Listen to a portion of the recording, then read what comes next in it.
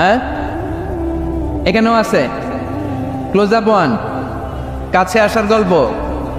আল্লাহ বলেন ওয়ালা তাকরাবুজ জিনা, কাছেও এসো না, জিনা থেকে যোজন যোজন কিলো দূরে থাকো। ওরা বলে কাছে আসার গল্প। আমার বীর চট্টলার ভাইয়েরা, কাছে আসতে হলে আমরা কোরআনের কাছে আসব, কাছে আসতে হলে নবীর কাছে আসব, কাছে আসার গল্প হবে আমার রবের কাছে আসার গল্প। চিল্লায় বলো ঠিক কিনা?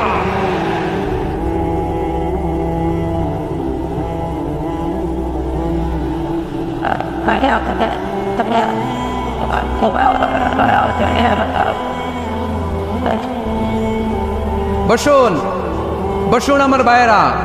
তাহলে অশ্লীলতার সাথে আমাদের কোনো সম্পর্ক? সবাই বলতে পারেননি, আওয়াজ করে বলুন, অশ্লীলতার সাথে আমাদের কোনো সম্পর্ক? আমরা এই সমস্ত ক্লোজ আপ ওয়ান, কাছে আসার গল্পের প্রোগ্রামে যাব? আমরা কোন ধরনের অশ্লীল কন্টেন্ট সোশ্যাল মিডিয়ায়, টিভিতে দেখব?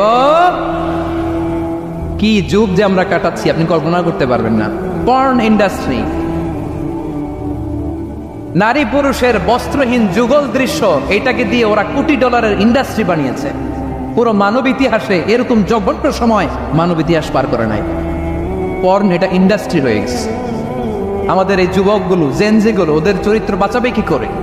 কেমন করে হেফাজত করবে ওদের এই মূল্যবান চরিত্র? আমার প্রিয় ভাইয়েরা, এই অশ্লীলতার দ্য লেটেস্ট ভার্সন হচ্ছে LGBTQ, শরীফ থেকে শরীফা। শুনছেন আপনারা? দেখতে পুরুষ, আসলেই পুরুষ, সুস্থ একজন পুরুষ, 4 সন্তানের বাবা, বলে আমি মনে মনে নারী। দেখতে নারী, সুস্থ নারী, আসলেই সে দিব্যি একজন নারী, বলে আমি মনে মনে পুরুষ। সবচেয়ে ভয়ঙ্কর অশ্লীলতার সবচাইতে লেটেস্ট ভার্সন হচ্ছে এই ট্রান্সজেন্ডারিজম। সুস্থ পুরুষ তার বায়োলজিক্যাল গ্রোথকে হরমোন দিয়ে স্টপ করে দিয়ে সে সার্জারি করে নারী হতে চায়। সুস্থ নারী পুরুষ হতে চায়। পুরুষ পুরুষের প্রতি সেক্সুয়ালি আকর্ষণ বোধ করে। এটা লূত আলাইহিস সালামের কওমের মধ্যে ছিল। এটাকেও আল্লাহ কোরআনে ফাহিশা বলেছেন। ওয়ালুতান ইয ক্বালা লিকাওমিহি আতাতুনাল ফাহিশাতা মা সাবাকাকুম বিহা মিন আহাদিম মিনাল আলাম। লূত আলাইহিস সালাম বললেন, তোমরা কি এমন এক অশ্লীল কার্যক্রমে ডুব দিলে নাকি যেটা গোটা বিশ্বের কেউ কখনো করে নাই? তোমরাই প্রথম করেছো। পড়েন নাউযুবিল্লাহ। এই পশ্চিমের এই রোগ আমার দেশে যেন আসতে না পারে, আমাদের সজাগ থাকতে হবে। প্রিয় ভাইরা, চিল্লায় বলেন ঠিক কি না? পশ্চিমের অবস্থা ভয়ঙ্কর। পাশ্চাত্যে আমি যুক্তরাষ্ট্রে ছিলাম অনেকদিন, কয়েক মাস, বিভিন্ন স্টেটে ঘুরেছি। গার্ডিয়ানরা উদ্বিগ্ন। ছেলে মেয়েদেরকে, ছোট্ট ছেলে মেয়ে, ওদেরকে জিজ্ঞেস করে, তুমি how do you feel right now inside yourself? তুমি ভিতরে ভিতরে কেমন ফিল করো? তোমার কি ছেলে ছেলে লাগে না মেয়ে মেয়ে লাগে? আচ্ছা বলেন, এই ছোট্ট বাচ্চাটা ওকে এগুলো জেন্ডার অ্যাসাইনমেন্ট বলতে এগুলো কিছু বুঝে? এইভাবে মিসগাইড করা হচ্ছে। কৌতূহল বশত ছোট্ট ছেলে যদি বলে আমার তো মেয়ে মেয়ে লাগে, তখন বলে যে না তুমি মেয়ে, ছেলে না। মা বাবা বাধা দিলে ওকে আলাদা গভর্নমেন্ট হাউসে নিয়ে যাও। ভয়ঙ্করতম অবস্থা। আমরা একটা সময় শুনতাম যে হুজুর আমার ছেলেটা খুব ভালো, হাফেজে কোরআন, আল্লাহওয়ালা। হুজুর আমার ছেলে দাড়ি রাখছে, আল্লাহওয়ালা। হুজুর আমার ছেলে 5 ওয়াক্ত সালাত জামাতের সাথে পড়ে, তার মানে আল্লাহওয়ালা। পশ্চিমে যে আমি কি শুনছি জানেন? ওরা বলে হুজুর আমার ছেলেটা ইউনিভার্সিটির একটা মেয়ের সাথে প্রেম করে, ও খুব আল্লাহওয়ালা, হুজুর দোয়া করবেন। এর কারণ ওদের কাছে আল্লাহওয়ালার ক্রাইটেরিয়া হচ্ছে হুজুর আমার ছেলেটা আরেক ছেলেকে পছন্দ করে নাই, আমার মেয়েটা আরেক মেয়েকে ভালোবাসে নাই, এজন্য আমার ছেলেটা আল্লাহওয়ালা, হুজুর ওর জন্য একটু দোয়া করে দিয়েন। কি চ্যালেঞ্জ ওরা ফেস করতেছে। ওনার ছেলে যে আরেক ছেলেরে বিয়ে করবে না, এটাতেই উনি খুশি যে আলহামদুলিল্লাহ আমার ছেলেটা একটা মেয়েরে ভালোবাসে, আমার মেয়েটা একটা ছেলেরে ভালোবাসে, মানে এটা খুব আল্লাহওয়ালা। নাউজুবিল্লাহ পড়তে পারলেন না? এজন্য অশ্লীলতার সাথে আমাদের কোনো সম্পর্ক। রব্বুল আলামিন বলেন ওয়ায়ানহা আনিল ফাহশাই ওয়াল মুনকারি ওয়াল বাগি। 3টা জিনিসকে আমি নিষিদ্ধ করলাম। 1 নাম্বার হলো ফাহশা, অশ্লীলতা। 2 নম্বরে হলো মুনকারের সমস্ত মন্দ কাজ। আপনাদের মনোযোগ আছে না? শেষ করে দিব? আর 2 মিনিট শুনবেন? আচ্ছা বলি তাহলে, আর 2 মিনিট। তাহলে নিষেধাজ্ঞা জারি করেছেন 3টা জিনিসের উপর। 1 নাম্বার কি? ফাহশা, অশ্লীলতা। 2 নাম্বার মুনকার। মুনকার মানে হচ্ছে যত মন্দ কাজ, খারাপ কাজ, বাজে কাজ, এটার বলে মুনকার। এটার কি বলে?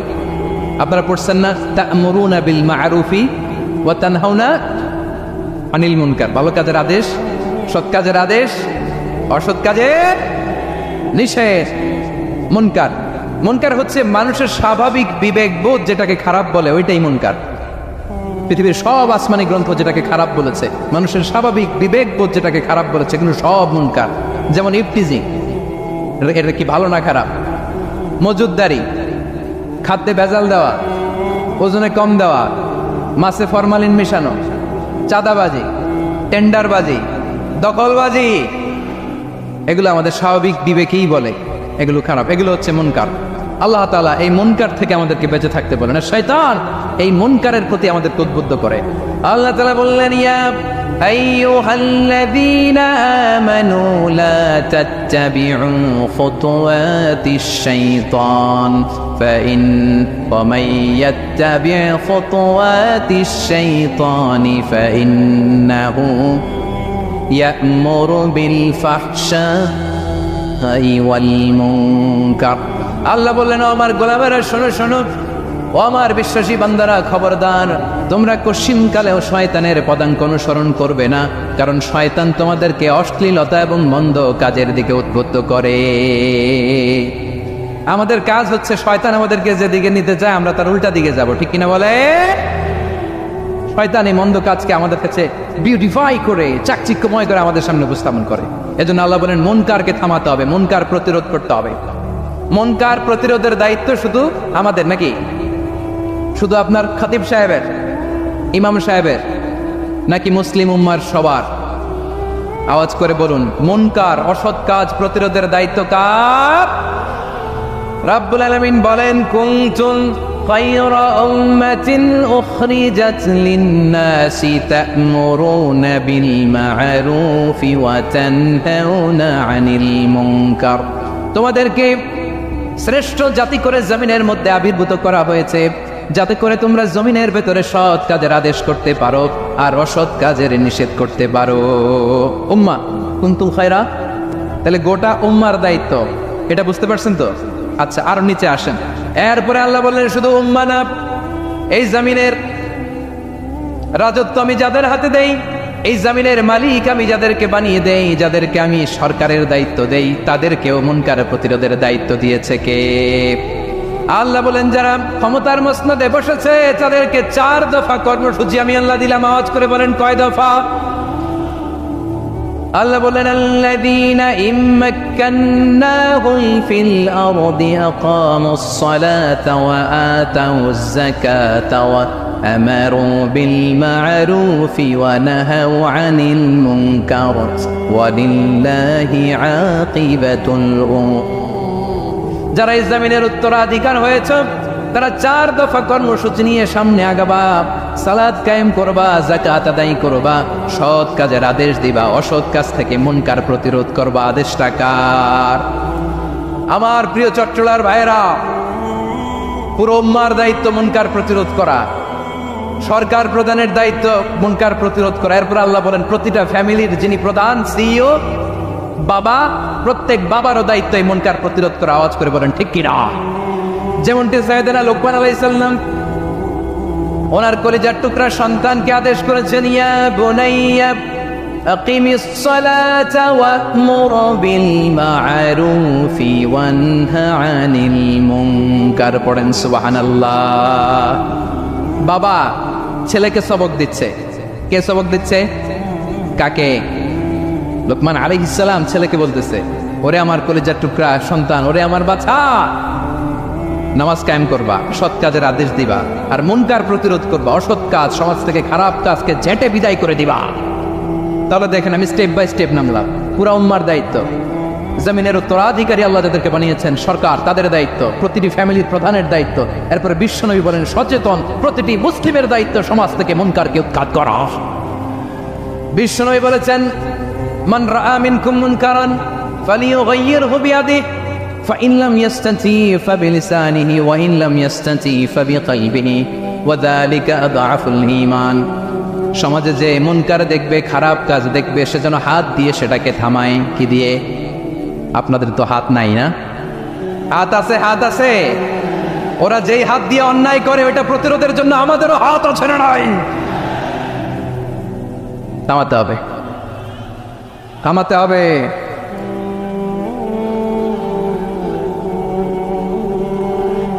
বসুন আমার প্রিয় ভাইয়েরা, ওরা ওদের যে হাত দিয়ে টেন্ডারবাজি করে, চাঁদাবাজি করে, ইফটিজিং করে, দখলবাজি করে, যে হাত দিয়ে, ওই মুনকার থামায় দেওয়ার জন্য আল্লাহর দেয়া আমাদেরও দুটি হাত আছে না নাই?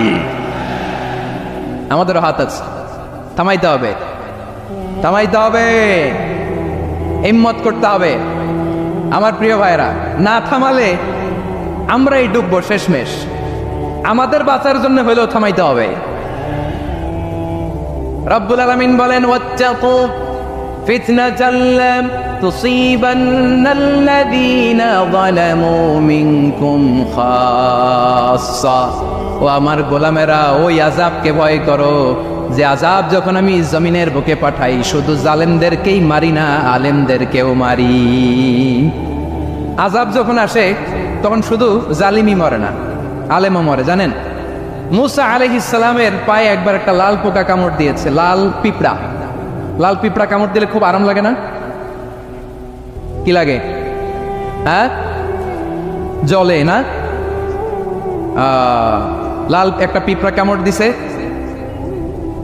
তো উনি রেগে মেগে পাশি দেখে লাল পিঁপড়ার বাসা, পা দিয়ে ডলে মুছে সবগুলো পিঁপড়া মেরে ফেলছে। এই ঘটনাটা আল্লাহ ঘটিয়েছেন এজন্য মুসা আলাইহিস সালাম ছিলেন কালিমুল্লাহ, সরাসরি আল্লাহর সাথে কথা বলতেন। তিনি আল্লাহকে জিজ্ঞেস করেছিলেন, আল্লাহ তুমি যখন কোনো জনপদে আযাব পাঠাও, শাস্তি দাও, ওখানকার শুধু জালেমরাই তো মরে না, ভালো মানুষগুলাও মরে, তো আযাব দিবা মুশরিকদের উপর দিবা, অবাধ্যদের উপর দিবা, ভালো মানুষগুলারে মারো কেন?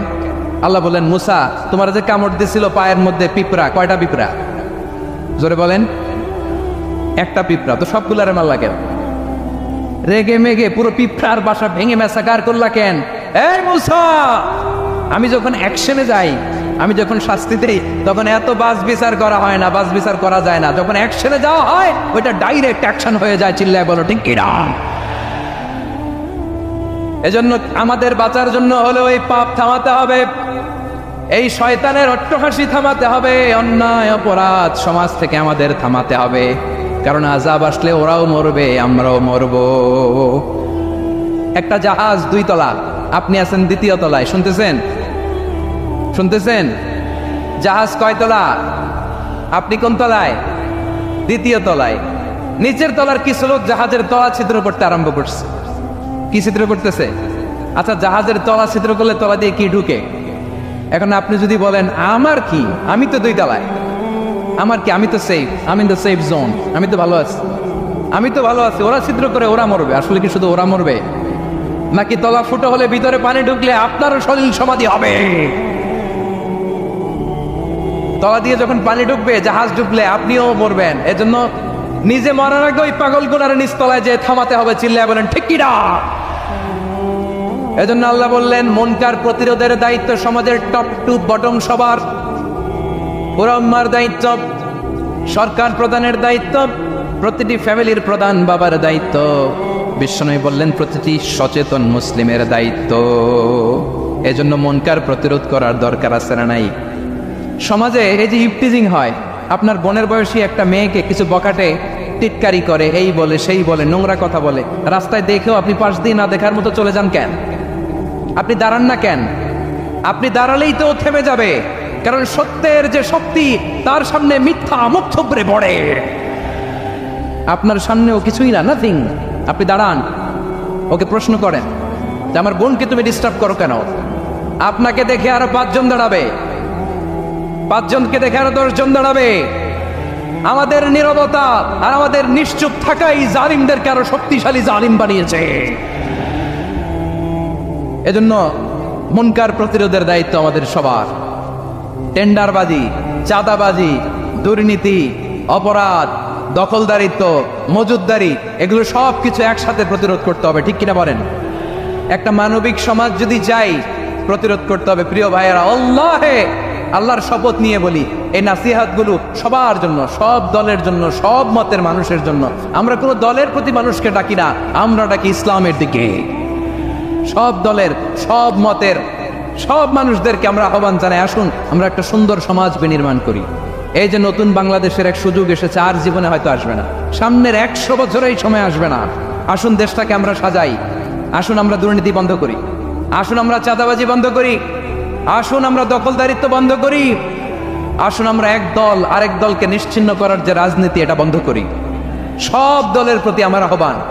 আমি কিছুদিন আগে একটা নিউজ দেখলাম, ওই যে লন্ডনে বসে জনাব তারেক রহমান সাহেবকে আমি ধন্যবাদ দিতে চাই, উনি সংবাদ শোনা মাত্রই ওনার দলের অনেক চাঁদাবাজকে উনি বহিষ্কার করেছে। I do appreciate.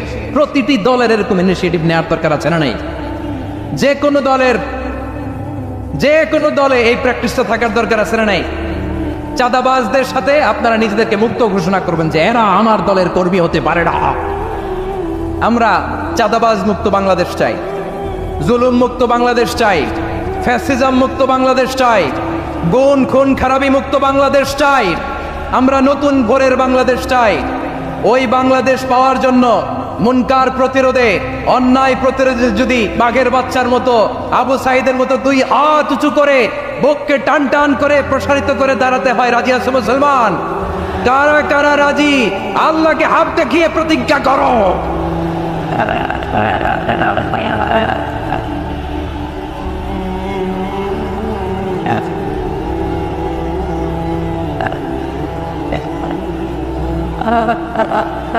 আমার প্রিয় ভাইয়েরা, বসুন বসুন আমার ভাইয়েরা।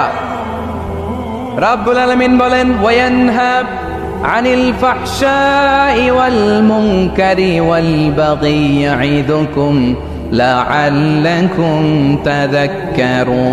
বসুন। আল্লাহ বললেন, আমি অশ্লীলতাকে নিষেধ করি, আমি সব ধরনের মন্দ কাজকে নিষিদ্ধ করি, সব শেষে আমি সীমা লঙ্ঘনকে তোমাদের জন্য নিষিদ্ধ করি। আলোচনা মনে আছে তো? না বলে গেছেন? নিষিদ্ধ করেছেন কয়টা জিনিস?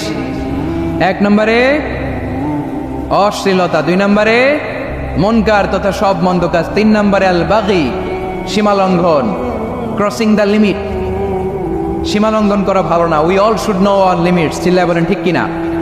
একই আয়াতে আল্লাহ বললেন, কুল ইন্নামা হাররামা রাব্বিয়াল ফাওয়াহিশা মা যাহারা মিনহা ওয়া মা বাতানা ওয়াল ইসমা ওয়াল বাগিয়া বিগাইরিল হক। অন্যায় ভাবে যে অবাধ্য হয়, যে সীমা লঙ্ঘন করে, তাদেরকেও আমি এটা হারাম করে দিলাম। সীমা লঙ্ঘন করা হারাম, সীমা লঙ্ঘন করা হারাম। আল্লাহ বারবার বারবার আমাদেরকে ওয়ার্নিং দেয়। যখন আমরা থামি না তখন আল্লাহ ধরে, আর যখন ধরে তখন ছাড়ে না। ধরে ধরে ধরে না, ধরলে আল্লাহ ফেরাউনকে কিন্তু হুট করে ধরে নাই। আপনারা জানেন 9 বার ওয়ার্নিং দিয়েছে ফেরাউনকে। আল্লাহ তাআলা ওয়ার্নিং দিয়েছিল কয়বার? বীর চট্টলার বীর সেনানীরা আওয়াজ করে বলেন, ফেরাউনকে ধরার আগে ওয়ার্নিং দেওয়া হয়েছিল কয়টা? রব্বুল আলামিন বলেন, ওয়ালাকাদ আতাইনা মূসা 9 আয়াতিন বাইয়িনাত। 9টা মুআজিজা দেখিয়েছি। 1 2 3 বারবার এইভাবে রিমাইন্ডার, ওইভাবে রিমাইন্ডার, এইভাবে নসিহাত, ওইভাবে দাওয়া। ফাকুলা লাহু কাওলান লাইকিনা, নরম করে বলো, সফট করে বলো, যত ওয়ে হতে পারে দাওয়া মেথডোলজির। মুসা আলাইহিস সালামের সব অ্যাপ্লাই শেষ। 10ম বারে যে আল্লাহ ধরছে, 10ম বারে যে ধরেছে। এজন্য আল্লাহ বলেন, আমি সীমালঙ্ঘনকে পছন্দ করি না। কোরআনের অন্য আয়াতে বাগীকে বলা হয়েছে আল ইতিদা। সীমালঙ্ঘন যারা করে তাদেরকে আল্লাহ বলেছেন মুতাদিন। ওয়াকাতিলু ফি সাবিলিল্লাহিল্লাযীনা ইউকাতিলুনাকুম ওয়া লা তা'তাদু ইন্নাল্লাহা লা ইউহিব্বুল মুতাদিন। আমি সীমালঙ্ঘনকারীদেরকে কোশ্চিনকালেও পছন্দ করি না। আমরা যেন সীমালঙ্ঘন না করি। রাজি আছেন তো? যে কোনো ক্ষেত্রে ইবাদতে যেন সীমালঙ্ঘন না করি। অনেকে আমরা ইবাদতে সীমালঙ্ঘন করে ফেলি। বিশ্বনবী সাল্লাল্লাহু আলাইহি ওয়াসাল্লাম যেটা শিখিয়েছেন, এর বাইরে যে অতিরিক্ত বুজুর্গ হতে চায়, এরকম আছে না নাই? করা যাবে না, কোনো ক্ষেত্রেই সীমালঙ্ঘন করা যাবে, এমনকি যুদ্ধক্ষেত্রেও না। বিশ্বনবী সাল্লাল্লাহু আলাইহি ওয়াসাল্লাম বলেন, খবরদার যুদ্ধক্ষেত্রেও সীমালঙ্ঘন করো না। কি সুন্দর ইসলাম আমরা পেয়েছি। বিশ্বনবী বলেন, খবরদার, যুদ্ধের ময়দানে কোনো নারীর গায়ে হাত তোলো না, কোনো শিশুর গায়ে হাত তোলো না, কোনো গবাদি পশু হত্যা করো না, কোনো শস্য ক্ষেত্র ধ্বংস করো না, ইবাদতরত অন্য ধর্মের কোনো সন্ন্যাসীর গায়ে হাত তোলো না। বলেন সুবহানাল্লাহ। আমার প্রিয় বীর চট্টলার তৌহিদি মুসলমান, আমরা আর নতুন করে কেউ জালিম হোক এটা চাই না, নতুন করে আবার কেউ ফ্যাসিস্ট হোক আমরা চাই না, এক দল আরেক দলকে নিশ্চিহ্ন করার রাজনীতি করুক আমরা চাই না। আমরা সুশাসনের বাংলাদেশ চাই, আমরা মানবিক বাংলাদেশ চাই, আমরা একটা সমৃদ্ধ বাংলাদেশ চাই, আমরা বিশ্বের বুকে সম্মান নিয়ে মাথা উঁচু করে দাঁড়াতে চাই, ঠিক কিনা বলেন? আল্লাহ বললেন, এটা যদি তোমরা চাও, একটা সমৃদ্ধ সমাজ যদি বিনির্মাণ করতে চাও, মানবিক সমাজ যদি বিনির্মাণ করতে চাও, আমি তোমাদেরকে সেজন্য প্রথমে আদালতের নির্দেশ দিলাম। ইন্নাল্লাহা ইয়া'মুরু বিল আদল, নিশ্চয় আল্লাহ তাআলা তোমাদেরকে ন্যায় বিচার সুশাসন এটার আদেশ দেন। সুবহানাল্লাহ। আদাল, ন্যায় বিচারের আদেশ আল্লাহ তাআলা কোরআনের বিভিন্ন আয়াতে দিয়েছেন। আল্লাহ তাআলা বলছেন, ইন্নাল্লাহা يأمركم أن تؤدوا الأمانات إلى أهلها وإذا حكمتم بين الناس أن تحكموا بالعدل إن الله نعم ما يعظكم به إن الله كان سميعا بصيرا। আল্লাহ তাআলা বললেন, আল্লাহ আদেশ দিচ্ছেন, যে ব্যক্তি আমানতের হকদার তার হাতে তোমরা আমানত পৌঁছে দাও, আর যখন তোমরা বিচার কার্য করবে, বিচার ফয়সালা করবে, আদালতের সাথে করো। সুবহানাল্লাহ বলে, ওয়াইদা হাকামতুম বাইনান নাসি আন তাহকুমু বিল আদল, আদালতের সাথে করবা। আল্লাহ তাআলা বলেন, যারা জাজ হবে, বিচারক হবে, তাদের যদি বাদী বিবাদীর কারোর সাথে শত্রুতা থাকে, কারোর সাথে যদি কোনো ধরনের রেষারেষি থাকে, আল্লাহ বলেন বিচার কার্য করতে যে ওই শত্রুতা রেষারেষির কারণে আদালতের বাইরে যে অবিচার করে বিচার করো না। ওয়ালা ইয়াজরিমান্নাকুম শানাআনু কওমিন আলা আল্লা তা'দিলু ই'দিলু হুয়া আকরাবু লিত্তাকওয়া ওয়াত্তাকুল্লাহা ইন্নাল্লাহা খাবীরুম বিমা তা'মালুন। খবরদার, কোন জাতির প্রতি, কোন গোষ্ঠীর প্রতি, কোন গোত্রের প্রতি আক্রোশ যেন তোমাদেরকে ন্যায় বিচার থেকে দূরে সরিয়ে না দেয়, বরং আমি আল্লাহর আদেশ হলো ই'দিলু, তোমরা আদল করো, ন্যায় বিচার করো, সুবিচার করো, সুশাসন প্রতিষ্ঠা করো। হুয়া আকরাবু লিত্তাকওয়া, এটাই তাকওয়ার সবচেয়ে কাছাকাছি। সুবহানাল্লাহ বলে। কোরআনের বিভিন্ন আয়াতে আল্লাহ তাআলা স্পেসিফিকলি ধরে ধরে বিচার করার সময় আমরা যেন আদল করি সেটা বলেছেন। কোরআনের কোন কোন জায়গায় আল্লাহ তাআলা এই আল আদল শব্দটা ব্যবহার করেছেন। আবার একই জিনিস ইনসাফ, সুবিচার, সুশাসন, ন্যায় বিচার, ন্যায় পরায়ণতা বুঝাতে আল্লাহ তাআলা কখনো কখনো আল কিসত শব্দটা ব্যবহার করেছেন। আওয়াজ করে সবাই বলুন আল কিসত। প্রিয় ভাইয়েরা, সবাই আওয়াজ করে আমার সাথে সাথে বলুন আল কিসত। আল্লাহ তাআলা বলেন, ওয়া ইন হাকামতা ফাহকুম বাইনাহুম বিল কিসতি ইন্নাল্লাহা ইউহিব্বুল মুকসিতিন। যখন তুমি বিচার করবে, বিশ্বনবীকে উদ্দেশ্য করে অ্যাড্রেস করে বললেন, নবী হে, ইহুদিরা কোনো বিষয়ে মীমাংসার জন্য যদি আপনার দরবারে আসে, যদি বিচার করতে হয়, খবরদার অবিচার করবেন না। ফয়সালা যেটা করবেন কিসতের সাথে করবেন, ন্যায় পরায়ণতার সাথে করবেন, কারণ ইন্নাল্লাহা ইউহিব্বুল মুকসিতিন, নিশ্চয় আল্লাহ রাব্বুল ইজ্জাত ন্যায় পরায়ণশীলদেরকে বড্ড ভালোবাসেন। সুবহানাল্লাহ। কুফা নগরীতে এক নাস্তিক ছিল, সে এরকম বলতো, যেটা দেখি না ওইটা মানি না। সবাই বলে আমাদের একজন ইমাম আছে, ওনার নাম নু'মান ইবনু সাবিত, উনি তোমারে দেখায় সারবে আল্লাহরে। সে বলে তাই, তাহলে ডাকো তো, তার সাথে আমি তর্ক করব। অ্যাপয়েন্টমেন্ট দেওয়া হলো জুমার পরে ঠিক ভর দুপুরে 2টায়। নু'মান ইবনু সাবিত ওনার আসল নাম, ওনার লকব হচ্ছে আবু হানিফা। ইমাম আবু হানিফারা ছিলেন না ইমাম আল আযম।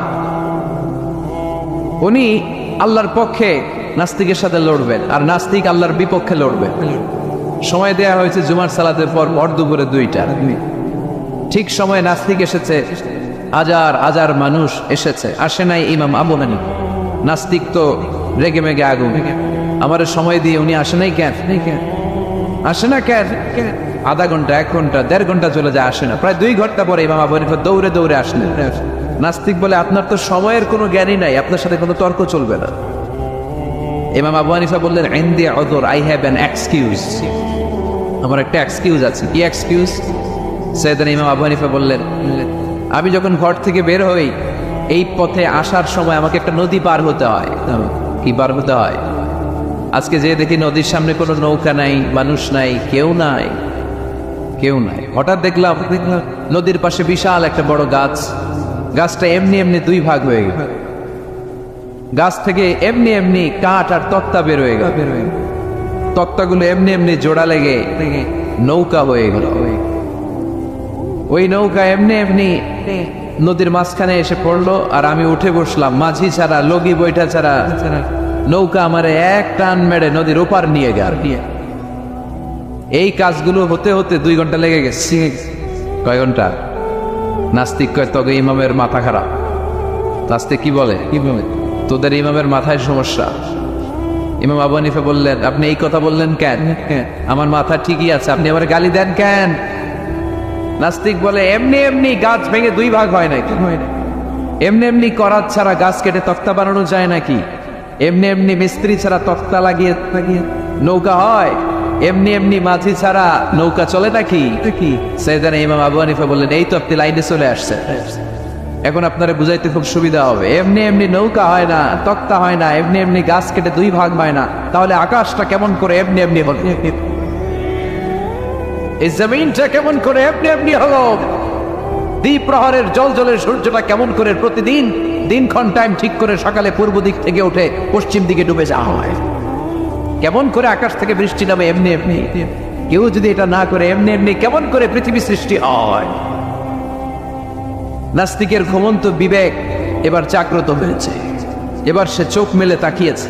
সেজন্য এই পৃথিবীতে এখন নতুন এসেছে, সে নতুন করে আবার পৃথিবী দেখতে লাগলো। তাই তো সুবহানাল্লাহ কইবেন না? তাই তো এমনি এমনি তো কিছু হতে পারে না। There should be someone who is controlling everything. একজনকে থাকাই লাগবে যিনি মহাবিশ্ব নিয়ন্ত্রণ করছে। চিল্লায় বলেন, যিনি কে? নাস্তিক অবাক, তাই তো, আসলেই তো আমি একটা বোকা, আসলে আমি হাদারা, আমি তো এইভাবে কখনো ভাবি নাই। ও ইমাম, আপনাকে শুকরিয়া, আপনার হাত দেন, আপনার হাতে চুমু খাই, আপনার হাতে হাত রেখে আমি শাহাদা বাক্য পাঠ করতে চাই, আপনি আমারে পড়িয়ে দেন লা ইলাহা ইল্লাল্লাহ মুহাম্মাদুর রাসূলুল্লাহ। কালিমা পড়ে মুসলমান হয়ে গেলেন। আল্লাহু আকবার। এজন্য নাস্তিকদের সাথে ওয়াজাদিলহুম বিল্লাতি হিয়া আহসান, হিকমতের সাথে কথা বলতে হবে। প্রজ্ঞার সাথে যদি আপনি একটা ভ্যালিড গ্রাউন্ড উপস্থাপন করতে পারেন, নাস্তিকরা আপনার সামনে দাঁড়াতে পারবে না। চিল্লায় বলেন ঠিক কিনা? এই নাস্তিকদের জন্য অনেক দিক নির্দেশনা, ডোজ, মেডিসিন আল্লাহ সূরার ভেতরে দিয়েছেন। সূরাটার নাম সবাই বলতে হবে, সবাই বলেন, সবাই কইছেন? সূরার নাম সূরা মুলক। চিল্লায় বলেন কিনা? সাইয়েদনা ইব্রাহিম তারার দিকে তাকালেন, বললেন মনে হয় এটাই আমার রব। পরে দেখে তারা নাই, কয় না না, আমার রব তো আমার ছেড়ে চলে যেতে পারে। সাইয়েদনা ইব্রাহিম চাঁদ দেখলেন, পূর্ণিমার চাঁদ দেখে ভাবলেন তাহলে এটা তো তারার চেয়েও বড়, মনে হয় এটা আমার রব। পরে দেখলেন চাঁদও নাই, সাইয়েদনা ইব্রাহিম কয় আমিও আপনার লগে নাই। এরপরে সূর্য উঠলো, গগন বিদারী সূর্য পুরো জমিনটারে আলোকিত করে ফেললো। উনি বললেন আদা আকবার, সূর্য অনেক বড়, তাহলে এটা আমার রব। পরে বিকেলবেলা যখন সূর্য ডুবে যায়, সাইয়েদনা ইব্রাহিম কয় না, আমার রব তো আমার ছেড়ে কোথাও চলে যেতে পারে। তখন তিনি চিন্তা গবেষণার মধ্য দিয়ে মহাসত্যের খোঁজ পেলেন। সুবহানাল্লাহ পড়েন। মহাসত্য হচ্ছেন একজন, চিৎকার করে বলতে হবে তিনি কে? সে আল্লাহ বলে, গোলাম, আমার অস্তিত্ব অনুভব করার জন্য তোমাকে ডজন ডজন বই পড়া লাগবে না, ডক্টরের ডিগ্রি লাগবে না, তুমি আমার সৃষ্টি করা এ বসুন্ধরার দিকে তাকাও, এই গাছপালা নেয়ামত রাজির দিকে নজর বুলিয়ে তাকাও। তুমি সাগর দেখো, তুমি পাহাড় দেখো, তুমি ঝর্ণা দেখো, ঝর্ণার কলো কলো আওয়াজের ভেতরে আমি আল্লাহরে খুঁজে পাবো। কথা কর। ঝর্ণা দেখছেন কেউ কোনোদিন? বাগেরহাটে আছে? কোথায় যেয়ে দেখছেন? সিলেটে, হিমছড়িতে। ঝর্ণার সামনে দাঁড়ালে বোঝাই যায় একজন এটাকে নিয়ন্ত্রণ করছে, একজন আছে একজন থাকা লাগবে, একজন থাকা চাই যাকে ছাড়া মহাবিশ্ব এত সুন্দরভাবে চলতে পারে না। সাগরের দিকে তাকান, ঠিক আছে? কক্সবাজারে গেছেন আপনারা? আহা, কি ক্ষুদ্র আমি, কি তুচ্ছ আমি, কি নগণ্য আমি। যখন আমার অলমোস্ট প্রতি সপ্তাহে কক্সবাজারে ফ্লাইট থাকে, আমার কক্সবাজারে অনেক প্রোগ্রাম থাকলে আমি বিকেলে আগে সাগরের সামনে চলে যাই, নিজে যে কত ছোট এটা দেখার জন্য। বঙ্গোপসাগরের সামনে দাঁড়ালে আয় রে, নিজের কি এতিম লাগে, কি ছোট্ট আমি।